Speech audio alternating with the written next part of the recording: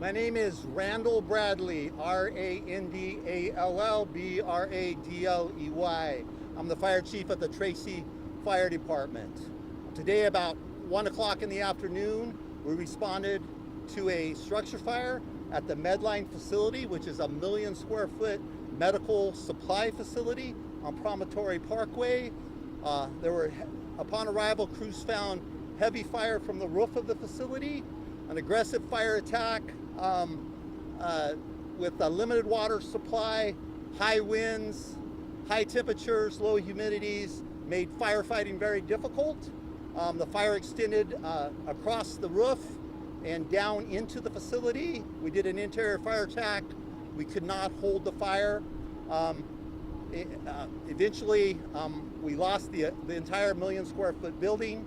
The fire did extend across the street into another warehouse facility, the federal FedEx warehouse facility. We were able to, again, aggressive fire attack, lots of mutual aid resources. We were able to stop the fire there. We had several spot fires throughout the city. Aggressive fire attacks from mutual aid resources actually contained those fires pretty quickly. And that's really the extent of it. You can see from the scene behind me, the Medline facility continues to burn. We'll be here throughout the night and throughout tomorrow, making sure that embers don't extend into other portions of the city and to try to continue to contain the fires. That's the update for today. I'm available to take some questions. Also have our representative for our police department here, our board of supervisors, and our city management. Chief, what are the explosions that we keep hearing? There's a variety of, it's a medical supply facility, and we have several distribution trucks. Some of them are tires exploding, some of the explosions you hear from some of the products within the facility. Chief, this is a medical facility. We know that chemicals are stored there. Any threat to those chemicals creating some kind of toxic plume or a problem with the wind with the neighbors? Yeah, we're monitoring the air quality, and right now we've not issued any warnings for protection from air quality or shelter-in-place warnings. Can you talk about this? All accounted for. Do you know if anyone was injured? Yeah, right now we do not believe there are any injuries that are part of this incident. Do you know how many people worked there, and were they evacuating when you arrived? Yeah. When we arrived, there was an evacuation that was occurring, and I do not have a number for the total number of employees. Thousands of employees? I don't believe there's thousands of employees, maybe hundreds of You employees. mentioned FedEx. Yes. So what, the FedEx facility is also destroyed? No, the FedEx facility was not destroyed. A large pile of pallets and several containers caught on fire outside of the facility. But again, an aggressive fire attack we were able to protect. That is ongoing right now, and it's looking promising that we'll be able to protect the FedEx facility. And Chief, what about the wind gusts? It's 25 miles an hour. You already have the underpass. Another fire's already started. How are you dealing with that right now? Well, we're trying to keep the embers down with master streams, and we're attacking the fires as we see spot fires occur throughout the area. Chief, what kind of supplies, medical supplies are in there? I mean, you said some of them could be exploding. What are we talking about? There's a variety of medical supplies. I don't have an exact type or quantity of medical supplies. We believe the fire originated from the roof, but it's still under investigation. Chief, I know California requires these types of facilities to report any hazardous materials that are inside.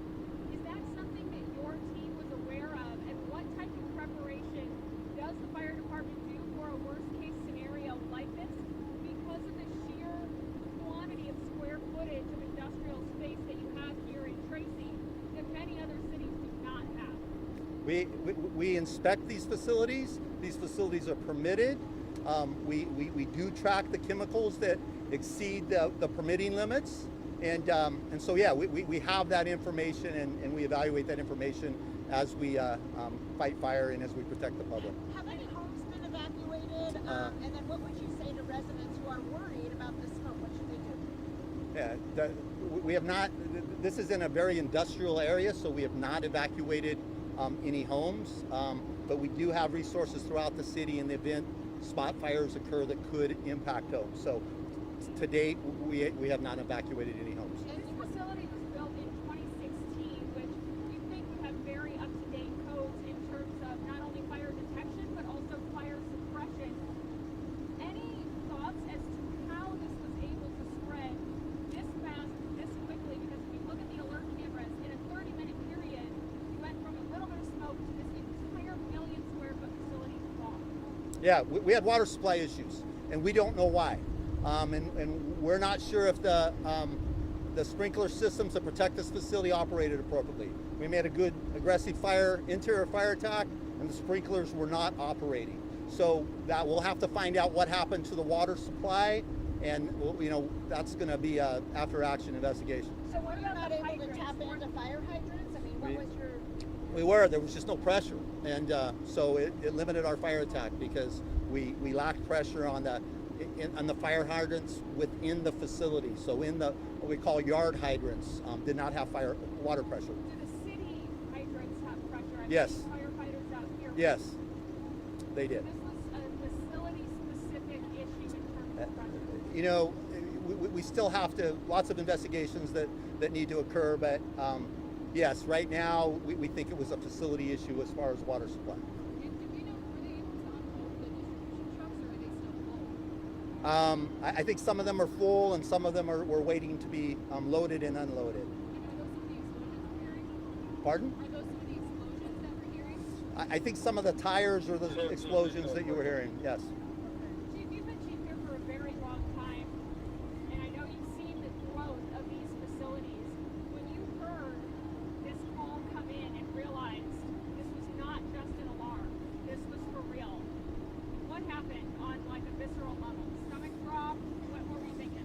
No, this was our largest concern. When we have several million square foot warehouses and we know we require fire protection systems and we train on these types of fires, and so my first thought was an aggressive fire attack that we'd be able to stop, but things worked against us. Again, water supply issues, low humidity, high winds, and high temperatures, and so it was a little bit of the perfect storm for this fire evolving quickly.